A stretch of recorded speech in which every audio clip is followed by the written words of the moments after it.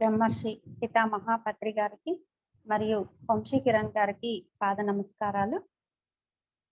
అన్నమాచార్య కీర్తనలో మరొక 2 కీర్తనల గురించి ఈరోజు మనం తెలుసుకోబోతున్నాము. సో అన్నమాచార్యుల వారికి, అలాగే శ్రీ వెంకటేశ్వర స్వామి వారికి, ఈ సమస్త గురుమండలిలో ఉన్నటువంటి మాస్టర్స్ అందరికీ హృదయపూర్వక కృతజ్ఞతలు తెలియజేసుకుంటూ, మనం ఈరోజు అన్నమాచార్య కీర్తనలో ఉన్నటువంటి పరమార్థం ఏంటి, మనం మన జీవితాన్ని అన్నమాచార్య కీర్తనలో ఉన్నటువంటి ఆ సారాంశాన్ని ఉపయోగించుకొని ఏ విధంగా తీర్చిదిద్దుకోవచ్చు అన్న అంశాలని మనం తెలుసుకుంటాం ఫ్రెండ్స్. ముందుగా మనం పాట విందాము. ఆ పాట అయిపోయిన తర్వాత అందులో మనకి అన్నమాచార్యులు వారు ఏం చెప్తున్నారు అన్న విషయాన్ని తెలుసుకుందాం. జయప్రద మేడం.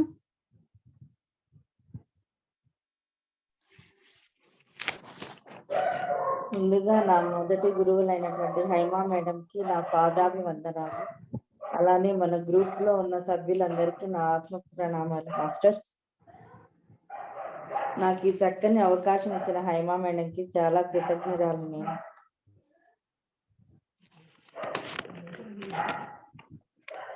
గోవింద గోవిందయని కొలువరే, గోవిందాయని కొలువరే, గోవింద గోవిందయని కొలువరే, గోవిందాయని కొలువరే, గోవింద గోవింద యని కొలువరే.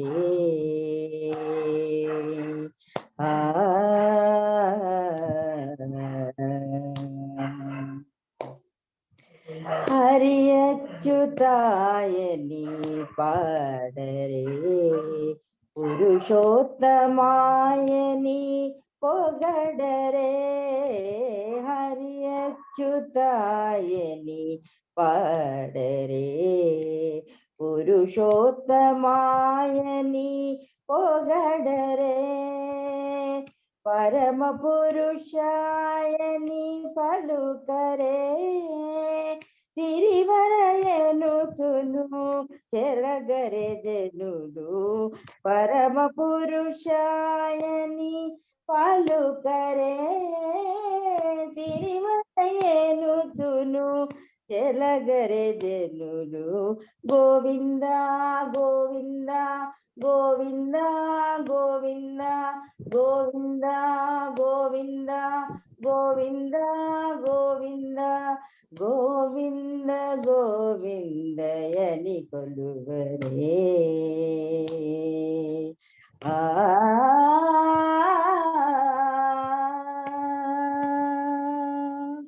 పాండవ వరదాయని పాడరే, అండజవాహరు కొనియాడరే, పాండవ వరదాయని పాడరే, అండజవాహరు కొనియాడరే, కొండల రాయునినే కోరరే, దండితో మాధవుని తలచరే జనులు, కొండల రాయునినే కోరరే, దండితో మాధవుని తలచరే జనులు. గోవింద గోవింద గోవింద గోవింద గోవింద గోవింద గోవింద గోవింద గోవింద గోవిందయని కొలువరే.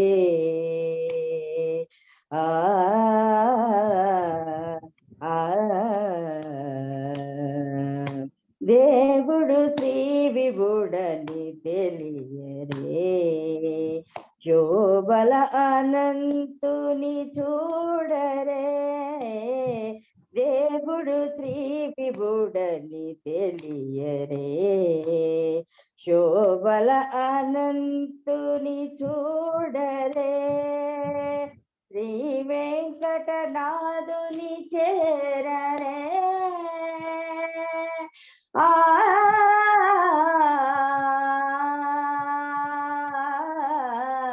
శ్రీ వెంకటనాథుని చేరరే పావనమయ్యప్పుడు బతుకరే జనులు శ్రీ వెంకటనాథుని చేరరే పావనమయ్యప్పుడు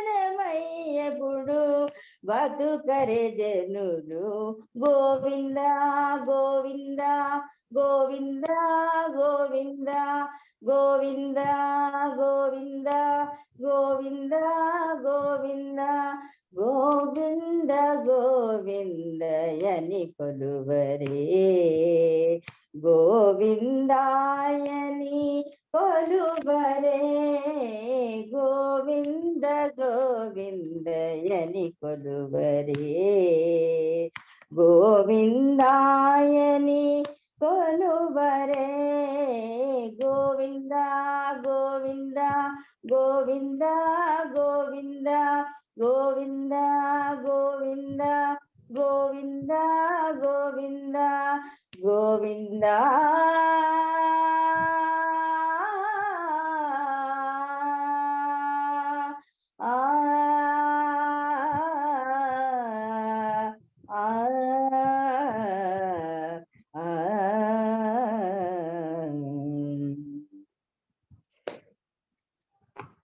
వండర్ఫుల్ మేడం, చాలా చక్కగా పాడారు. మీకు వేల వేల కృతజ్ఞతలు.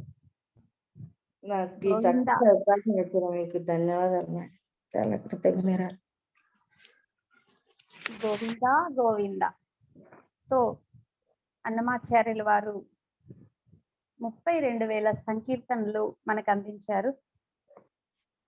పద కవిత పితామహుడుగా మనందరికీ తెలిసిన విషయమే. వారు సరళంగా అందరికీ అర్థమయ్యే భాషలో అద్భుతంగా 32,000 కీర్తనల్ని మనకు అందించి మనం ఏ విధంగా జీవించాలి, పరమాత్ముడితో ఏ విధంగా కనెక్ట్ అవ్వాలి, పరమాత్ముడిలా ఈ భూమి మీద ఏ విధంగా జీవించాలి అన్నటువంటి విషయాలన్నింటినీ మనకి చాలా చక్కగా అందించారు. అందులో ఇది నాకు చాలా ఇష్టమైన సాంగ్.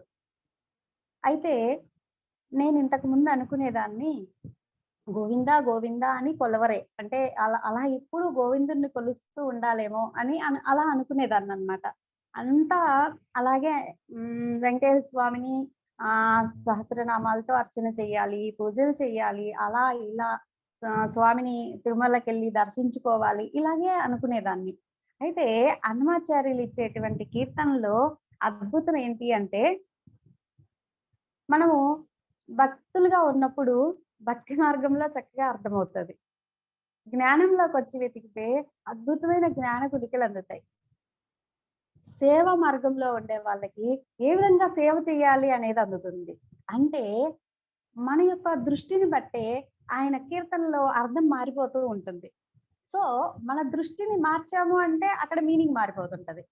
అలాగా ఇప్పుడు నాకు అవగాహన అయింది ఏంటి అంటే, ఇందులో 3 స్టాంజాలు ఉన్నాయి కదా. 3 స్టాంజాల్లో 3 రకాలైనటువంటి జ్ఞానాన్ని మనకి ఇక్కడ అందించారు.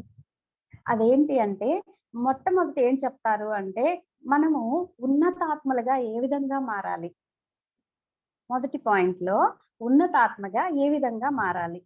తర్వాత రెండో దానిలో ఏం చెప్తారంటే, ఆ ఉన్నతాత్మగా మారినటువంటి ఒక అద్భుతమైన ఆత్మస్థితిలో ఉన్నటువంటి వ్యక్తి ఎలా ఉంటాడు, ఈ ఉన్నతాత్ముడైనటువంటి వ్యక్తి ఏం చేస్తాడు, ఈ 3 మనకి క్లారిటీ ఇస్తారు.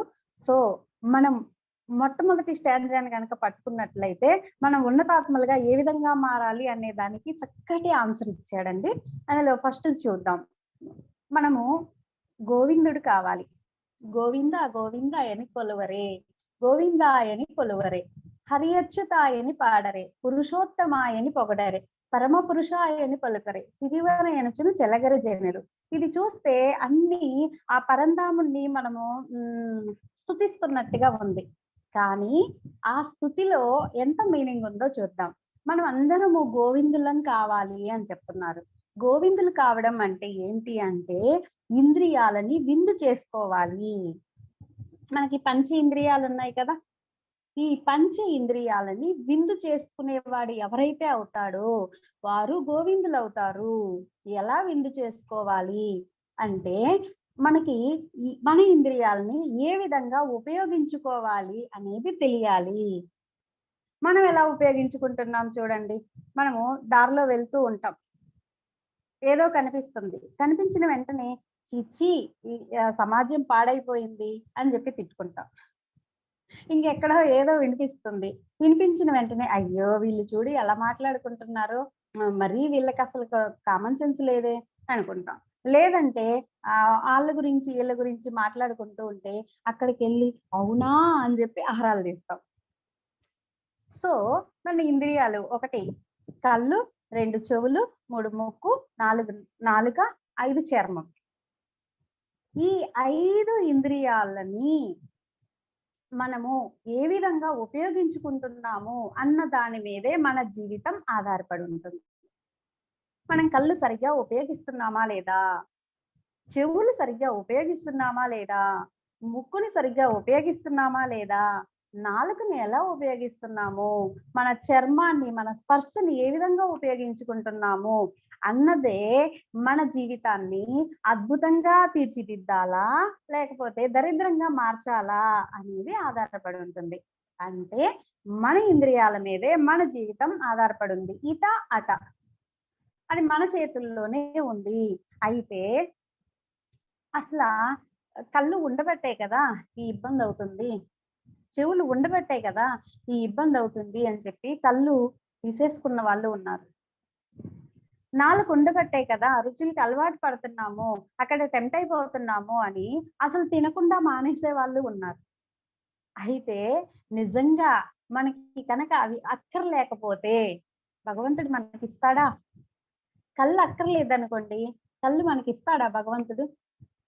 నాలుక రుచులు అక్కర్లేదనుకోండి, అవి మనకిస్తాడా భగవంతుడు? మనకి పెట్టాడు భగవంతుడు అంటే వాటిని చక్కగా ఉపయోగించుకోండి అన్న ఉద్దేశంతో.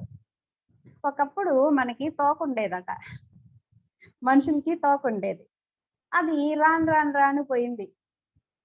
పోయి ఇప్పుడు మనకెవరికన్నా తోకుందా? లేదు కదా! అంటే అది అవసరం లేదు కాబట్టి క్రమేపీ ప్రకృతి దాన్ని మన నుంచి తొలగించింది. అంటే ఏదైనా అవసరం లేని అవయవం ఉంటే, అవసరం లేని పనికిరానిది వస్తువంటూ ఈ సృష్టిలో ఉంటే దాన్ని ప్రకృతే తొలగిస్తుంది. డైనోసార్స్ ఉన్నాయి ఒకప్పుడు. ఇప్పుడున్నాయా? డైనోసార్స్ అన్నీ అంతరించిపోయినాయి. అంటే దీని అర్థం ఏంటంటే పంచ ఇంద్రియాలు మనకి అవసరం కాబట్టే భగవంతుడు మనకిచ్చాడు. వాటిని ఉపయోగించుకునేటువంటి విధానం మనకి చేత కాకపోవడం వల్ల వాటిని మనం తిట్టుకుంటున్నాము. ఛీ!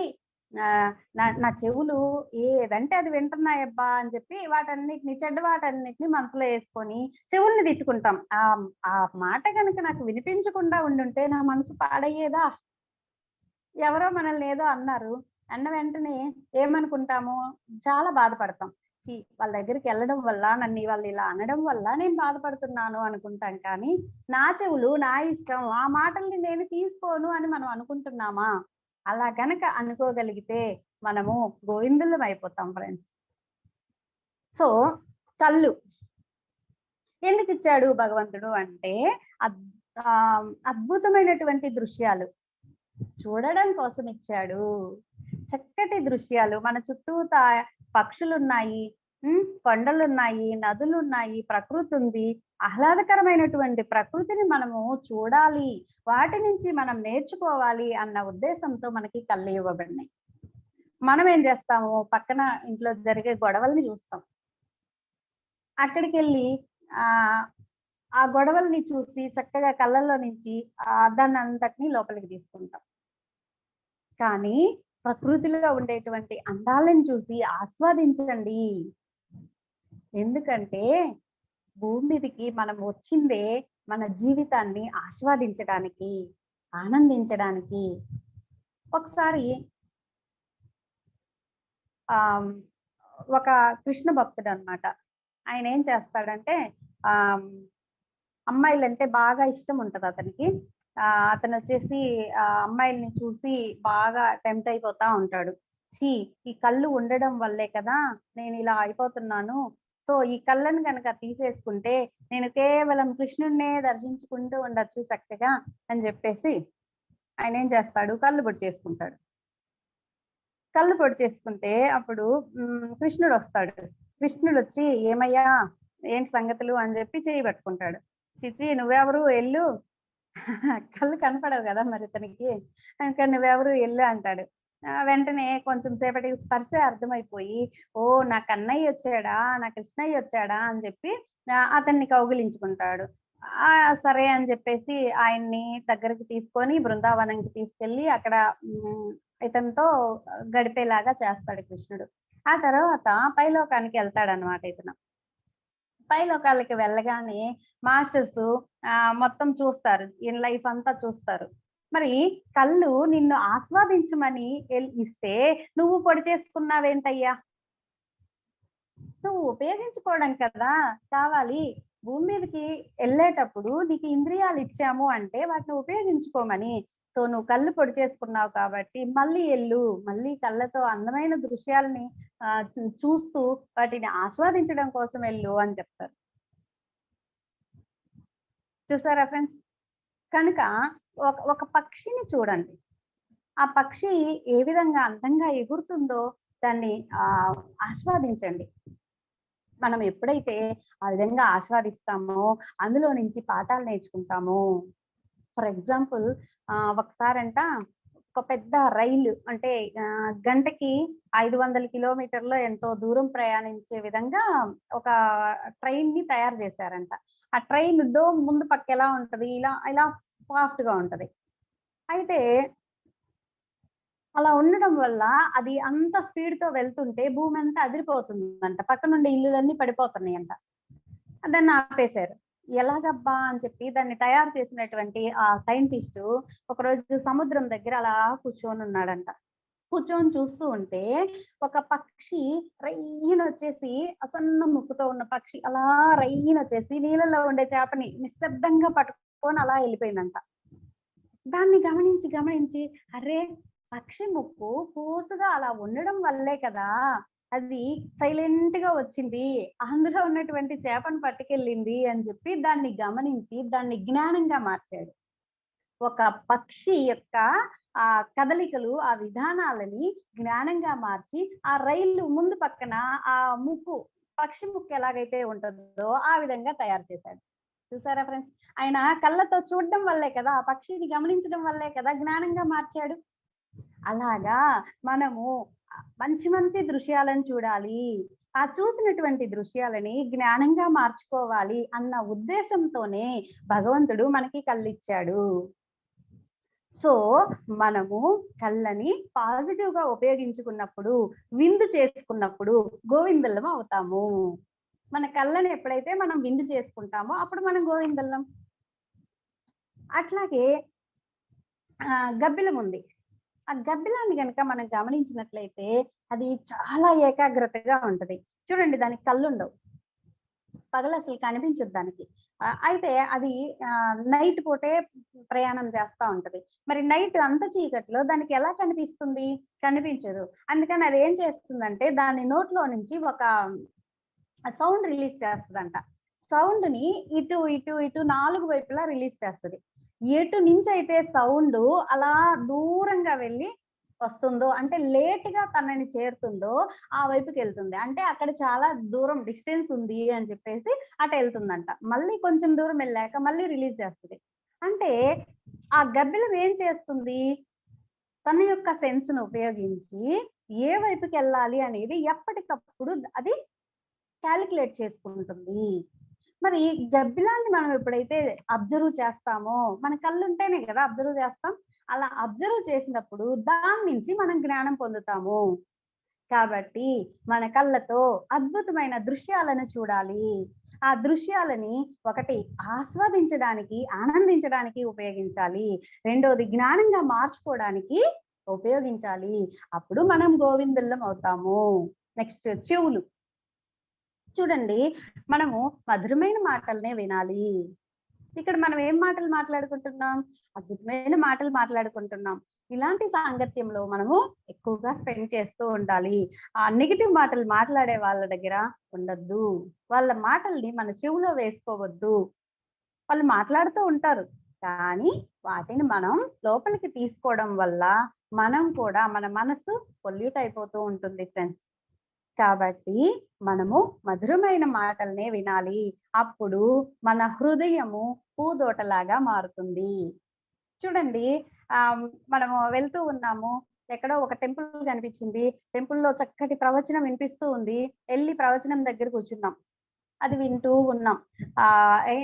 మధురమైన మాటల్ని వింటూ ఉన్నాం. కృష్ణుడు యొక్క రూపాన్ని వర్ణిస్తూ ఉన్నాడాయన. దాన్నంతటిని మనం ఊహించుకున్నాం. అప్పుడు మన హృదయం ఏమవుతుంది? పూదోటైపోతుంది, ఉప్పొంగిపోతుంది, ఆనందంతో నిండుతుంది. మళ్ళీ దారిలో వెళ్తూ ఉన్నాం. ఎవరో మన గురించి ఆమె అలాంటిదంట, ఇలాంటిదంట అని మాట్లాడుకుంటూ ఉన్నారు. వాటిని మన చెవిలో యేసుకున్నాం. అప్పుడు మన హృదయం ఏమైపోతుంది? దరిద్రంగా తయారవుతుంది. దుఃఖం వచ్చేస్తుంది. అయ్యో! వాళ్ళు నన్ను ఇంత మాట అన్నారా? బాధొచ్చేస్తుంది. సో మనం ఏది తీసుకోవాలి? మధురమైన మాటల్ని మన హృదయంలోకి తీసుకోవడం వల్ల మన హృదయం పూదోటగా మారుతుంది. నెగెటివ్ మాటల్ని లోపలికి తీసుకోవడం వల్ల మన హృదయం దరిద్రంగా తయారవుతుంది. కాబట్టి మన చేతుల్లోనే ఉంది. ఎవరమైతే మధురం వైపు వెళ్ళామో వాళ్ళు గోవిందులు అవుతారు. ఎవరైతే దరిద్రం వైపు వెళ్ళామో వాళ్ళు గోవిందుళ్ళు కాలేరు. సింపుల్ ఫ్రెండ్స్, మన చేతుల్లోనే ఉంది. నెక్స్ట్ ధర్మరాజుని తీసుకుందాం. అలాగే దుర్యోధనుడిని తీసుకుందాం. శకుని మామ వస్తాడు. వచ్చి ధర్మరాజు దగ్గరికి వచ్చి మరి మీ పెదనాన్న వాళ్ళు నీకు చాలా అన్యాయం చేశారు ధర్మరాజా, నువ్వు ఎదురు తిరుగు అది ఇదని చెప్తాడు. ఫోన్లే మా పెదనాన్నే కదా, మా పెదనాన్న పిల్లలే కదా, ఎవరు అనుభవిస్తే ఏంటి మామ అంటాడు. అమ్మో, ధర్మరాజు దగ్గర పనిచేసేటట్లేదు మన ఐడియాలు అని చెప్పేసి వెంటనే దుర్యోధన దగ్గరికి వెళ్తాడు. వెళ్ళి దుర్యోధనుడికి చెప్తాడు. దుర్యోధనుడు అవన్నీ ఎక్కించుకుంటాడు. ఎక్కించుకొని తన మనసు పాడు చేసుకొని అందరినీ ఇబ్బంది పెడతాడు. చూసారా ఫ్రెండ్స్, ధర్మరాజేమో పాజిటివ్ గా తీసుకున్నాడు, దుర్యోధనుడు నెగిటివ్ గా తీసుకున్నాడు. దానివల్ల ధర్మరాజు అద్భుతంగా జీవించాడు, గోవిందుడిలా జీవించాడు. ఎవరున్నారు కృష్ణుడి పక్కన? ధర్మరాజే కదా. ఎందుకు అంటే గోవిందుడిలా జీవించాడు కాబట్టి, మధురమైన మాటల్ని తీసుకున్నాడు కాబట్టి. సో మనం కూడా మధురమైన మాటల్ని తీసుకోవాలి. అప్పుడు మనం గోవిందులం అవుతాము. నెక్స్ట్ ముక్కు. సువాసనలు, మంచి మంచి వాసనలు వస్తూ ఉంటాయి. ఆ వాసనల్ని మనం ఆస్వాదించాలి. పూతోటకెళ్ళాం, పూతోటకెళ్ళి ఏదో అలా తిరిగేసి వస్తాం. మనం ఆ పువ్వుల యొక్క సుగంధాన్ని ఏ రోజన్నా ఆస్వాదిస్తామా? ఏదో వెళ్ళాంలే వచ్చాంలే అన్నట్టుంటాం. కాదు, మనకి ముక్కు భగవంతుడు ఎందుకు ఇచ్చాడు? మంచి మంచి సుగంధాలని ఆస్వాదించడం కోసం ఇచ్చాడు. కాబట్టి అలా ఆస్వాదించాలి. ఇంకా చెడ్డ వాసనలు వచ్చాయనుకోండి, వెంటనే మనం డిస్టర్బ్ అయిపోతాం. ఎవరు తీసుకోమన్నారు? చెడ్డ వాసనల్ని లోపలికి రానివ్వకండి, కాసేపు వదిలేయండి. అక్కడ కొంచెం సేపు స్మెల్ వస్తూ ఉంది. స్మెల్ వస్తూ ఉన్నప్పుడు అక్కడ ఒక 2 నిమిషాలు దాన్ని పట్టించుకోకండి, లోపలికి తీసుకోకండి. మధురమైన వాటినే, మంచి సువాసనలే లోపలికి తీసుకోండి. అప్పుడు మనం గోవిందులం అవుతాము. నెక్స్ట్ నాలుక. చూడండి, ఈ సృష్టిలో ఎక్కువ రుచి మొగ్గలు ఉండేది ఏ జీవికి అంటే మనిషికేనంట. ఎన్ని రుచుల్ని చూడొచ్చు అంటే మనము అన్ని రుచుల్ని చూడొచ్చు. ఇప్పుడు కాకి అనుకోండి, ఏదేసినా సరే గుటగుటా మింగేస్తుంది, దానికి అసలు రుచి మొగ్గలే ఉండవు. కుక్క అనుకోండి, కొంచెం రుచి మొగ్గలు ఉంటాయి. పంది అనుకోండి చాలా తక్కువ ఉంటాయి. సో ఇలాగ జంతువులకి వీటన్నిటికీ రుచి మొగ్గలు చాలా మైనర్ గా ఉంటాయంట. కానీ ఒక్క మానవుడికి ఎక్కువ రుచి మొగ్గల్ని భగవంతుడు ఇచ్చాడు. ఎందుకు ఇచ్చాడు అంటే భూమి మీదకి వెళ్ళి రకరకాల రుచుల్ని ఆస్వాదించి రండర్రా అని చెప్పి పంపించాడు. కానీ మనం ఏం చేస్తాము?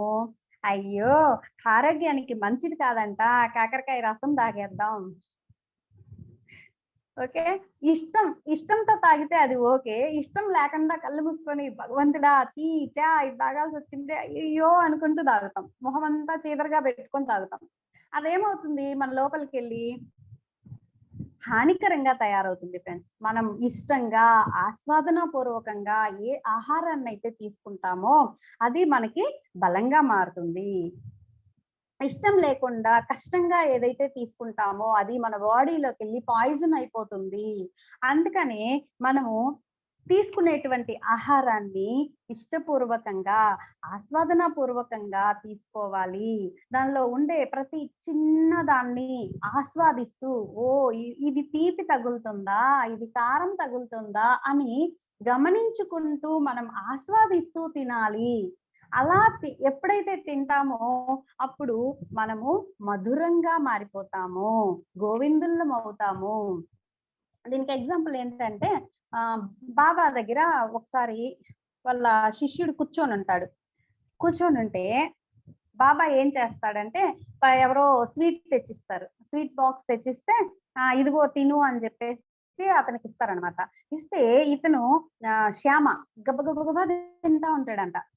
తింటా ఉంటే బాబా అప్పుడే అంటాడంట, అరే ఆ స్వీట్స్ అంతా మలంగా మార్చకరా అంటాడంట. అంటే మనం ఆస్వాదన లేకుండా దేన్నైతే స్వీకరిస్తామో, ఆ అనుభూతి చెందకుండా దేన్నైతే స్వీకరిస్తామో అది మనకి శక్తిగా మారదు, మలంగా మారిపోయి బయటికి వెళ్ళిపోతుంది. కాబట్టి మనం తినే ఆహారము ఎంత ఆస్వాదంతో తింటామో అంత శక్తిగా మనకి మారుతుంది అన్నది మనం ఇక్కడ తెలుసుకోవాలి. ఎవరమైతే మన రుచుల్ని ఆస్వాదిస్తూ ఎప్పుడైతే తింటామో వాళ్ళు గోవిందుల్లో అయిపోతాము. రామదాస్ చూడండి, జైల్లో పెడతారు రామదాస్ని. అయితే ఎక్కువ ఉప్పేసి కొంచెం పిండేసి ఆయనకి రొట్టె కలిపి పెడతారంట, కావాలని ఇబ్బంది పెట్టాలని.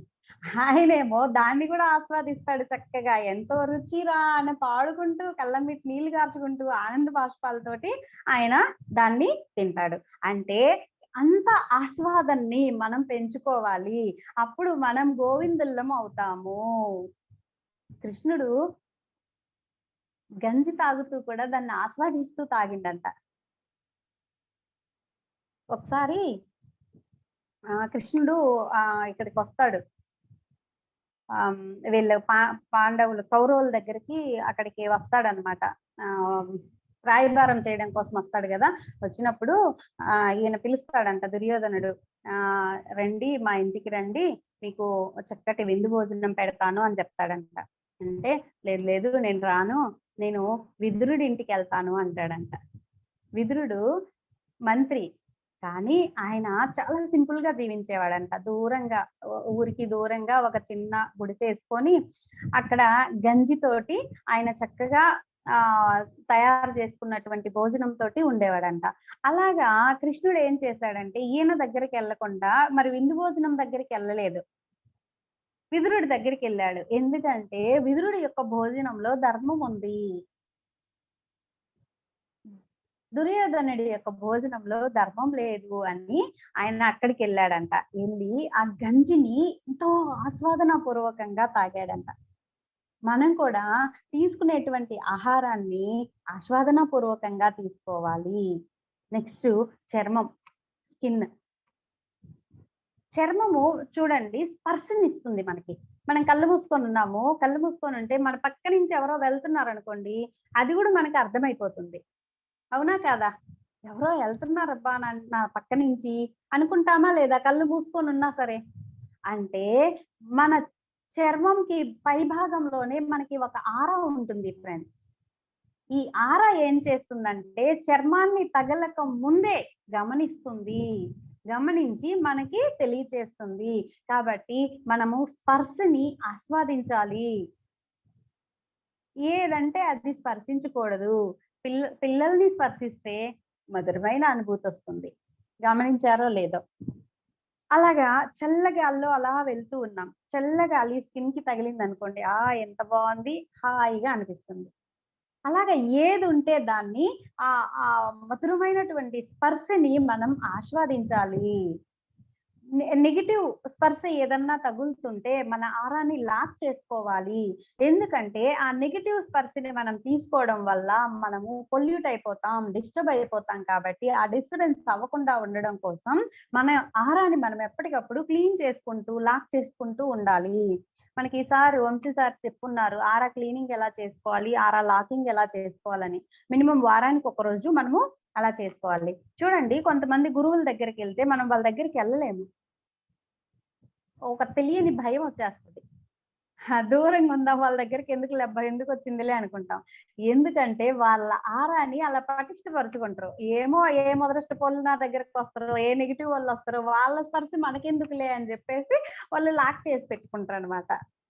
అందుకని మనం వెళ్ళాలనుకున్నా వెళ్ళలేం. వాళ్ళ ఆరా అలా దూరంగా తరిమేస్తది అనమాట మనల్ని. కాబట్టి మనం కూడా మధురమైనటువంటి స్పర్శని ఆస్వాదించాలి. నెగటివ్ స్పర్శ ఏదైనా ఉంటే దాన్ని ఆరాన్ని లాక్ చేసుకోవడం ద్వారా మనం దూరం ఉంచాలి. అప్పుడు చర్మాన్ని మన చేతుల్లో మనం ఉంచుకున్న వాళ్ళం అవుతాం. గోవిందులుగా తయారవుతాము. కాబట్టి ఇక్కడ మనకి అన్నమాచార్యులు ఏం చెప్తున్నారయ్యా అంటే, మన పంచేంద్రియాలన్నింటినీ మన చేతుల్లో ఎప్పుడైతే మనం ఉంచుకుంటామో వాటిని విందు చేసుకుంటాము. నెగిటివ్ వైపుకు వెళ్ళము. నెగిటివ్ వైపుకి వెళ్తే ఏడుస్తాం. మన ఇంద్రియాలు మనల్ని ఏడిపిస్తాయి. మన ఇంద్రియాలు మనకి ఆనందాన్ని ఇస్తాయి. ఆనందాన్ని ఇచ్చే వైపు వెళ్తే విందు చేసుకున్న వాళ్ళం అవుతాం. ఏడిపించే వైపే వెళ్తే అప్పుడు గోవిందులము కాలేము అన్నది మనం ఇక్కడ అర్థం చేసుకోవాలి. అయితే మనం గోవిందులమయ్యాము, మన పంచేంద్రియాలన్నీ మన చేతుల్లో ఉన్నాయి. అప్పుడు ఏమవుతుంది, ఏంటి బెనిఫిట్ అంటే, హరి అచ్యుతాయని పాడరే, పురుషోత్తమాయని పొగడరే. స్టెప్ బై స్టెప్ అన్నమాట. హరి అచ్యుతాయని పాడరే. ఎప్పుడైతే మనం పంచేంద్రియాలన్నింటినీ ఏది కావాలో దాన్ని లోపలికి తీసుకుంటామో అప్పుడు మనం దుఃఖాల నుంచి బయటపడతాము. దుఃఖాలని హరించిన వాడే హరి. హరి అచ్యుతుడు అంటే దుఃఖాన్ని హరించినటువంటి శాశ్వతుడు. శాశ్వతుడు ఎవరు? దుఃఖాన్ని హరించిన శాశ్వతుడు ఎవరు అంటే మన ఆత్మే. ఎప్పుడైతే మనము విందు చేసుకుంటామో మనం అప్పుడు ఆత్మస్థితిలో జీవించగలుగుతాము. ఆ ఆత్మస్థితిలో మనం ఉన్నప్పుడు మనము దుఃఖాలని హరించి వేసిన వాళ్ళం అవుతాము అని మనకి ఇక్కడ ఆయన తెలియజేస్తున్నాడు. మరి ఆత్మే శాశ్వతమైంది కదా. ఆత్మస్థితిలో మనం ఎప్పుడైతే జీవిస్తామో ఇక్కడ జరిగేదంతా నాటకం అన్నటువంటి విషయాన్ని మనం ఎప్పుడైతే అర్థం చేసుకుంటామో అప్పుడు దుఃఖం నుంచి బయటపడతాం. అలా లేమనుకోండి, అప్పుడు అయ్యో మా ఆయన ఏంటి ఇలాగున్నాడే, నన్ను తిడుతున్నాడే అని చెప్పి ఏడుస్తాం. ఎందుకు? మన చెవులు మన చేతుల్లో లేవు. సర్లే ఆయన అనుకుంటున్నాడు నాకెందుకు అని చెప్పి మనం కట్ చేయలేము. ఎందుకంటే గోవిందులం కాలేదు కాబట్టి. ఎవరమైతే గోవిందులం అయ్యామో, ఓ ఇదంతా నాటకం కదా, నాటకం భర్త కదా, ఓకేలే 4 డైలాగులు అంటాడు అనుకోని పక్కింటోళ్ళు వచ్చి తిడతారు. పోన్లే పక్కింటోళ్ళు నాటకం వాళ్ళే కదా, ఏముంది అని చెప్పి మనం లోపలికి తీసుకోకుండా ఆ దుఃఖం నుంచి బయటపడతాము. ఇక పురుషోత్తముడు అవుతాం. ఎప్పుడైతే ఇదంతా నాటకము అని ఎప్పుడైతే గుర్తిస్తామో అప్పుడు పురుషోత్తములం అవుతాము. పురుషోత్తములు అంటే మగాళ్ళు కదండి, ఆడాళ్ళు కాదు కదా. మనకి డౌట్ రావచ్చు. పురుషుడు అంటే మగవాడు కాదు, ఆత్మ. పురుషోత్తముడు అంటే ఉత్తమమైనటువంటి ఆత్మగా మారతాము. మనం ఎప్పుడైతే ఈ జీవితాన్ని గోవిందులుగా జీవిస్తామో, ఆ తర్వాత దుఃఖాన్ని హరించి వేస్తామో, ఇదంతా నాటకము అన్న సత్యంలో జీవిస్తామో అప్పుడు పురుషోత్తములం అవుతాము. అంటే ఉత్తమమైనటువంటి ఆత్మగా మనం జీవించగలుగుతాము. స్థిత ప్రజ్ఞతతో బ్యాలెన్స్ గా జీవించగలుగుతాము. ఆ బ్యాలెన్స్ గా ఎప్పుడైతే జీవించడం నేర్చుకుంటామో, ఎక్కడ ఏమాత్రం తొనకకుండా ఉంటామో అప్పుడు మనము పరమాత్మ, పరమ పురుష అంటే పరమ పురుషులం అవుతాం. అంటే పరమ ఆత్మ అని అర్థం. కృష్ణుడు చూడండి, వాళ్ళ మామ తిడతా ఉంటాడు. 1, 2, 3 లెక్కలేస్తా ఉంటాడు. తిడుతూ ఉన్నప్పుడు ఆయనకు కూడా మనసు ఉంది కదా. వెంటనే మనసు రియాక్ట్ అవుతుంది. రియాక్ట్ అయ్యి వాడిని కొట్టడానికి వెళ్దాం అనుకుంటది. కానీ కృష్ణుడు ఆయన చేతుల్లో ఆయన ఉన్నాడు కదా! అందుకని ఆగబ్బా ఆగు, ఒకటే అయింది. ఓకే, రెండోదయింది ఆగు. మళ్ళీ మూడోసారి తిట్టాడు. వెంటనే మనసు రియాక్ట్ అయింది. మూడే కదా ఆగు, 100 దాకా ఆగుదాం ఆగు అని చెప్పేసి లెక్కలు పెట్టుకుంటాడు. మరి మనమైతే సగం మాట ఎదుటోళ్ళ నోట్లో నుంచి వచ్చిందో రాలేదో ఇక్కడ రియాక్ట్ అయిపోతాం. రైయ్యమంటాం. ఇంకెలా అవుతాం మనము పురుషోత్తములము, పరమ పురుషులము? కాబట్టి మనం పురుషోత్తములం అవ్వాలంటే, పరమ పురుషులం అవ్వాలంటే బ్యాలెన్స్ గా స్థిత ప్రజ్ఞతో ఉండగలగాలి.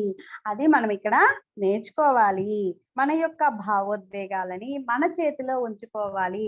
ఎప్పుడైతే మనం ఆ విధంగా జీవిస్తామో, గోవిందులుగా అంటే మన పంచేంద్రియాలని మన చేతిలో ఉంచుకుంటూ దుఃఖాన్ని హరించి వేస్తూ ఎప్పటికప్పుడు దుఃఖం వచ్చినప్పుడు ఇది నాటకం కదా అని ఆత్మస్థితిలో మనం ఎప్పుడైతే జీవిస్తూ ఉంటామో అప్పుడు మనకి భోగభాగ్యాలన్నీ లభిస్తాయి.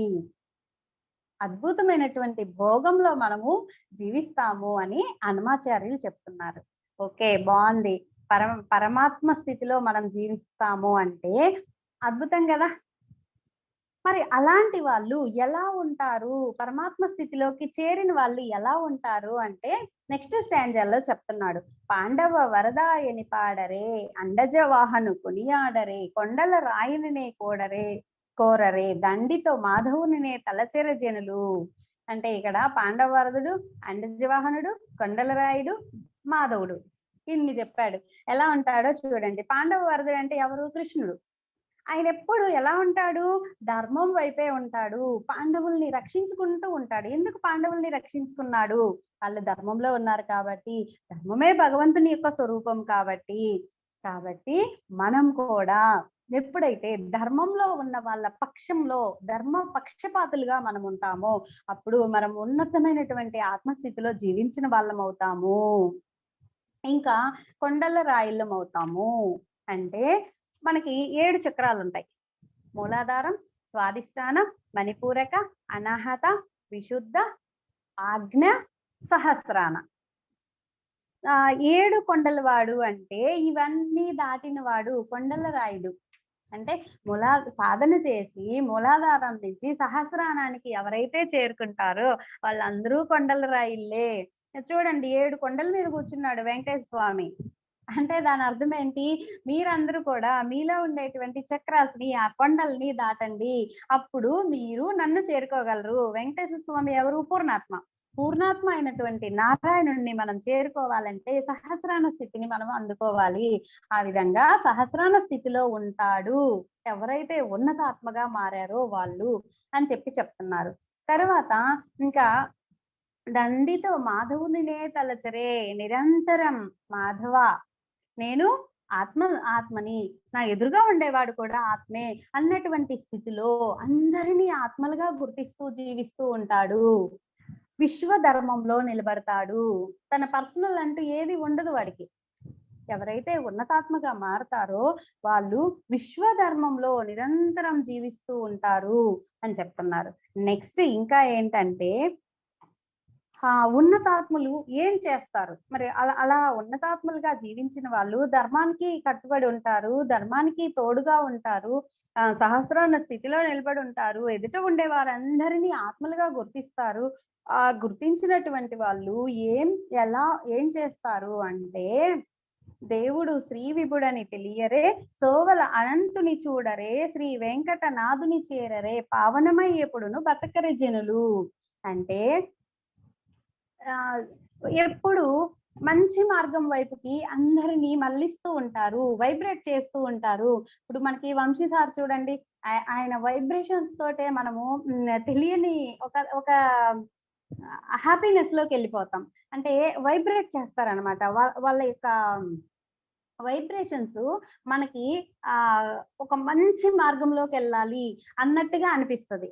ఈ విధంగా ఎవరైతే ఉన్నతాత్ములై ఉన్నారో వాళ్ళందరూ కూడా అందరినీ మంచి మార్గం వైపుకి, ధర్మ మార్గం వైపుకి, ఆధ్యాత్మిక మార్గం వైపుకి ప్రయాణింప చేస్తూ ఉంటారు. ఎప్పుడు నిరంతరం కూడా ఆ పరమాత్ముని కనెక్టివిటీలో ఉంటారు, పూర్ణాత్మతో అనుసంధానమై ఉంటారు అని చెప్తున్నారు.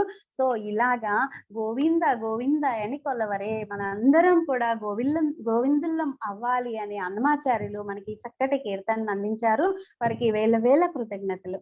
నెక్స్ట్ సాంగ్ మాధవి మేడం పాడతారు, దానికి అర్థం మళ్ళీ తెలుసుకుందాం మనం.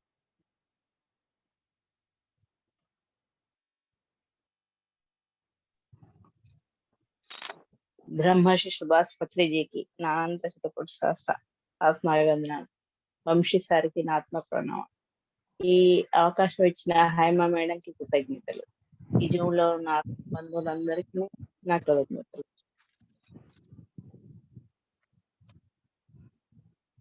కొలువు విరిసెనిదే గోవిందుడు, ఓ గోవిందుడు, కొలువు విరిసెనిదే గోవిందుడు, పొద్దువోయి వెలుపట నొక్కలాలు వేగుదాకనుండరో, కొలువు విరిసెనిదే గోవిందుడు, ఓ గోవిందుడు, గోవిందుడు, గోవిందుడు,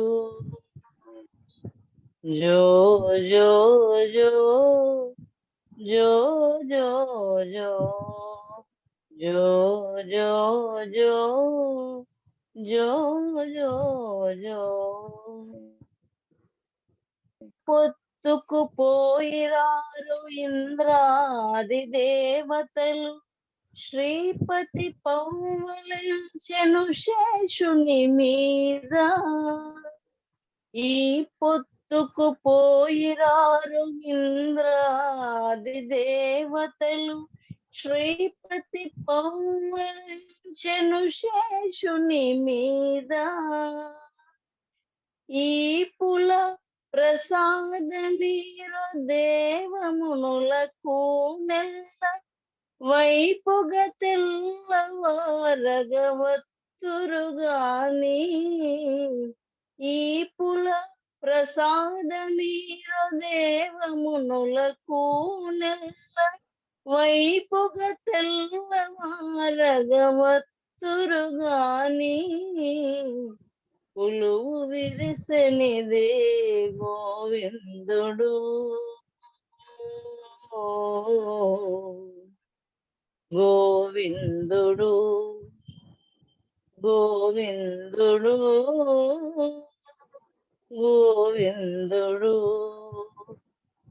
జో జో జో జో జో జో జో జో జో జో.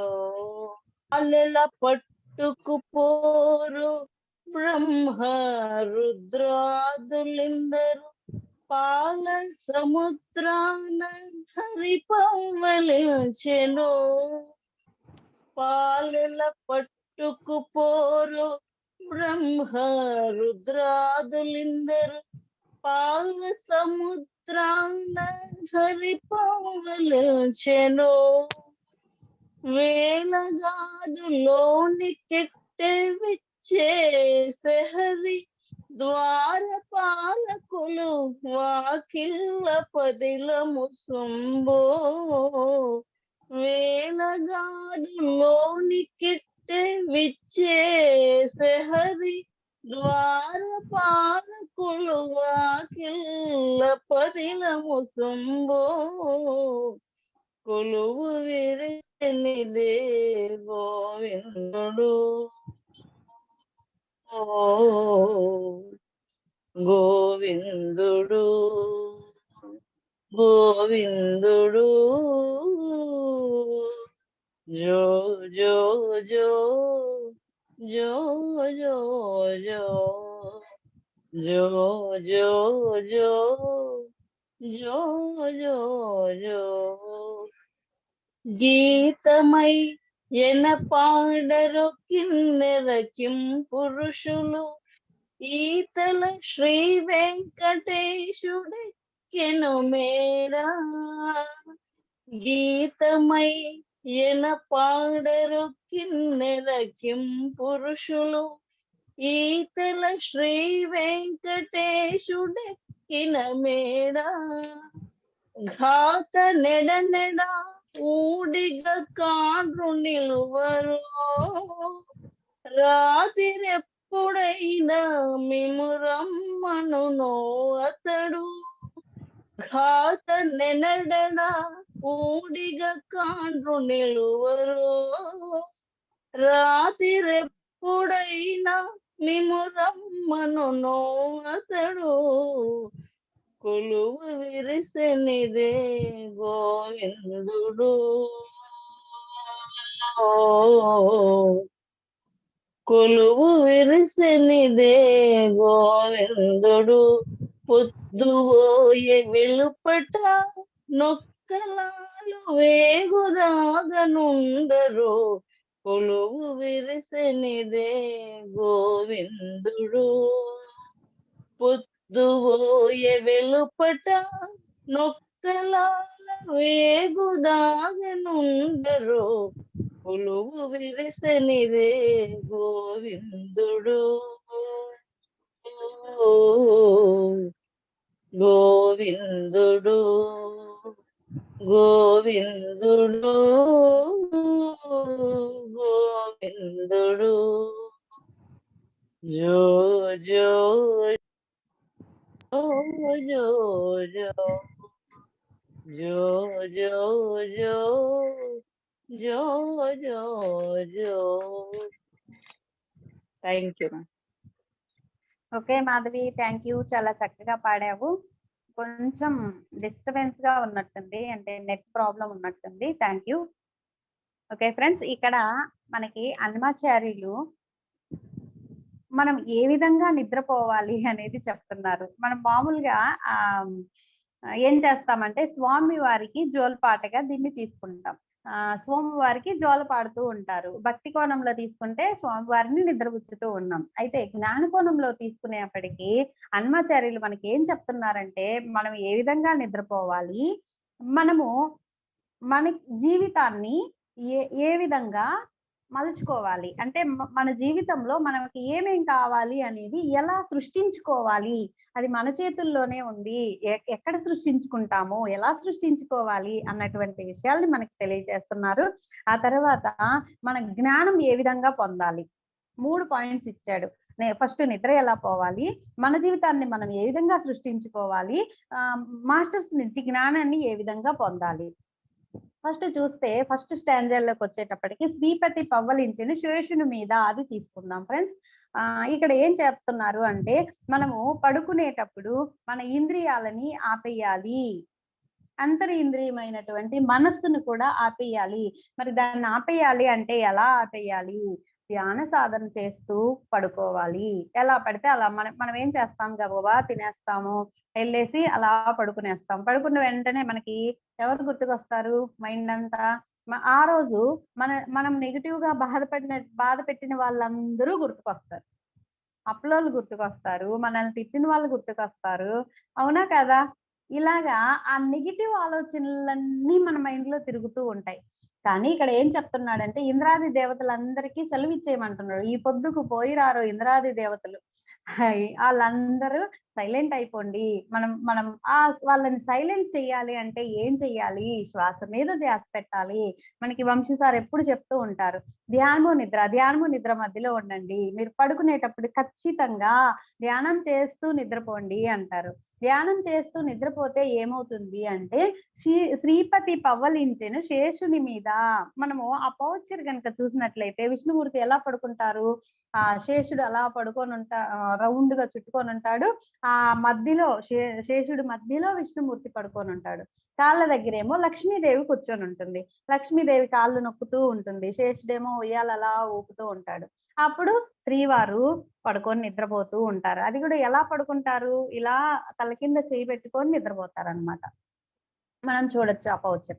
అంటే దాని అర్థం ఏంటి అంటే కాలాతీతంలోకి వెళ్ళాలి. మనం ఎప్పుడైనా సరే నిద్రపోయాము అంటే కాలాతీతంలోకి వెళ్ళగలగాలి. ఇక్కడ ఈ ప్రెజెంట్ లో ఉంటే కాలము, ఆస్ట్రల్ వరల్డ్ కి వెళ్ళిపోతే కాలాతీతము. కాలాతీతంలోకి వెళ్ళాలి అంటే మనము ఎరుకతో నిద్రపోవాలి. మరి వెళ్ళిన తర్వాత అక్కడ ఉండేవన్నీ మనం ఇక్కడికి తెచ్చుకోవాలి కదా, ఆ జ్ఞానాన్ని తెచ్చుకోవాలంటే ఎలా నిద్రపోవాలి అంటే ఎరుకతో నిద్రపోవాలి. అందుకని విష్ణుమూర్తికి ఆయనేమో శేషుడేమో అలా ఊపుతూ ఉంటాడు. ఊపుతూ ఉంటే మత్తుగా నిద్ర వచ్చేస్తది. మరి మత్తులోకి డీప్ లోకి వెళ్ళిపోతే ఏం గుర్తుండదు. ఏం గుర్తుండని స్థితిలోకి వెళ్ళిపోయి ఎరుకు కోల్పోతారు. అందుకని లక్ష్మీదేవి మెల్లిగా కాళ్ళు నొక్కుతూ ఉంటది. అంటే ఎరుకులోకి తెస్తది. శేషుడేమో నిద్రపుచ్చుతాడు. అమ్మేమో ఎరుకలోకి తీసుకొస్తూ ఉంటుంది. అప్పుడు ఎరుకతో నిద్రపోతాడు విష్ణుమూర్తి. అలాగే మనం కూడా మరి మనకి లేరు కదా కాళ్ళు నొక్కడానికి, ఉయ్యాలు ఊపడానికి ఎవరు లేరు కదా. అందుకని ధ్యానము నిద్ర మధ్యలో ఉండాలి. అదే మనకి ఉయ్యాల ఎరుక. శేషుడు అమ్మవారు ఎవరంటే ధ్యానము నిద్ర. ఓకే, ఇలాగా మనం ఎప్పుడైతే ధ్యానము నిద్ర మధ్యలో ఉంటామో, వేరే ఆలోచనలు ఏమీ లేకుండా నిద్రపోతామో అప్పుడు కాలాతీతంలోకి వెళ్ళిపోతాము. కాలాతీతంలోకి వెళ్ళిన తర్వాత ఏమవుతుంది అంటే నెక్స్ట్ స్టాంజాలో చెప్తున్నారు. ఇక్కడ హరిద్వారపాలకులు వాకిళ్ళ పదిలము సుమ్మి. ఇంకా మనం ఏం చేస్తామంటే ఆ డ్రీమ్ వరల్డ్ లోకి వెళ్తాం. డ్రీమ్ వరల్డ్ లోకి వెళ్ళి అక్కడ మనకి ఏది కావాలో అది సృష్టించుకుంటాం. సృష్టి రచన చేస్తాం. మరి విష్ణుమూర్తి కూడా సృష్టి రచన చేస్తారు కదా అక్కడ. ఆయనేమో విశ్వం మొత్తానికి సంబంధించిన సృష్టి రచన చేస్తాడు. మనమేమో మన జీవితానికి సంబంధించినటువంటి సృష్టి రచన చేసుకోవచ్చు. అయితే మన జీవితంలో ఏది కావాలి, ఏది వద్దు, ఇది మంచిగా లేదు, నాకు నచ్చట్లేదు, ఓకే దాన్ని డిలీట్ చేద్దాం. ఇది నాకు కావాలి నా జీవితంలో, ఓకే దీన్ని ఇంప్లిమెంట్ చేద్దామని మనము అక్కడ సృష్టించుకోవాలి ఫ్రెండ్స్. ఇక్కడ మనం అనుకుంటే సరిపోదు. ఇక్కడ మనం అనుకుంటే మనసుతో అనుకుంటాం కాబట్టి అది అవ్వదు. కానీ మనకి ఏది కావాలో అది ఆత్మలోకంలో అక్కడ సృష్టించుకుంటే అది మనకి జీవితంలోకి ఇంప్లిమెంట్ అవుతుంది. సో ఇది నాకు ఒక చిన్న ఎగ్జాంపుల్ ఉంది. నాకు మామూలుగా అయితే లైఫ్ ఎలా లీడ్ చేయాలి అంటే హస్బెండ్ లేకుండా లీడ్ చేయాలి. అయితే నాకు అది నచ్చలేదు. నాకు ముందే చూపించారు మాస్టర్స్. ఇదిగో నీ హస్బెండ్ బాడీ వికెట్ చేయబోతున్నాడు అని చూపించారు. అది నాకు నచ్చలేదు.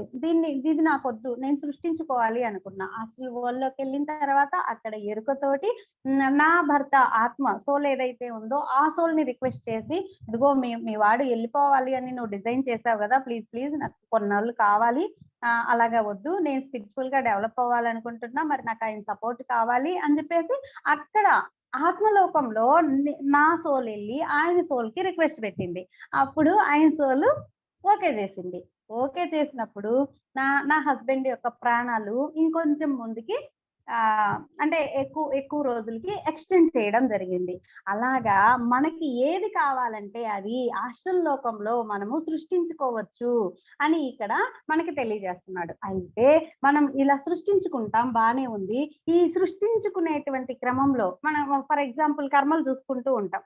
కర్మలు చూసుకునేటప్పుడు మధ్యలో మిడిల్లో ఏదో సౌండ్ అయిపోతుంది. మనం ఫోన్ పక్కన పెట్టుకుంటాం, ఆ ఫోన్ రింగ్ అయిపోతుంది.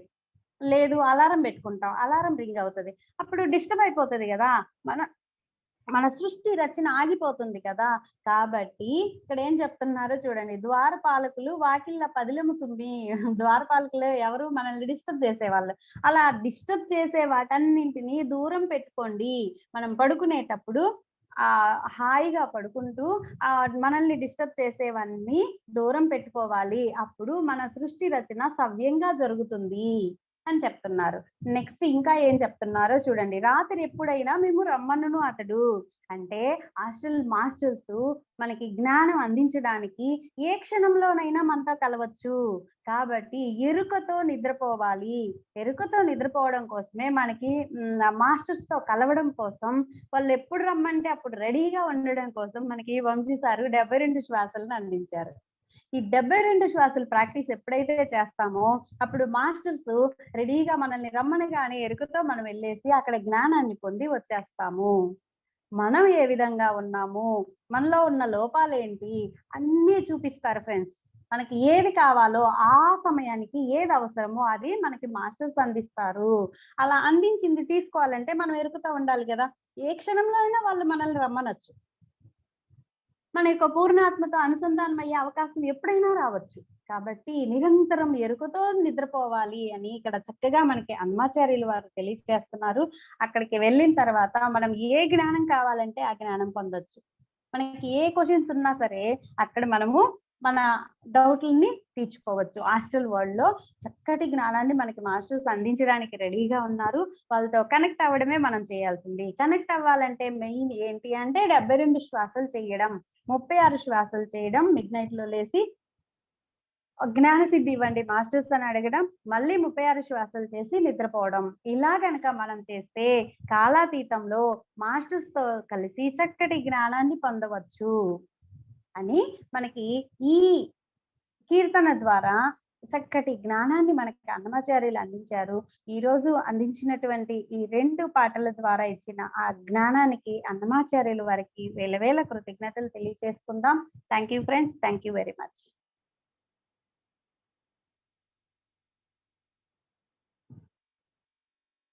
సునీత రికార్డ్ ఆపేసి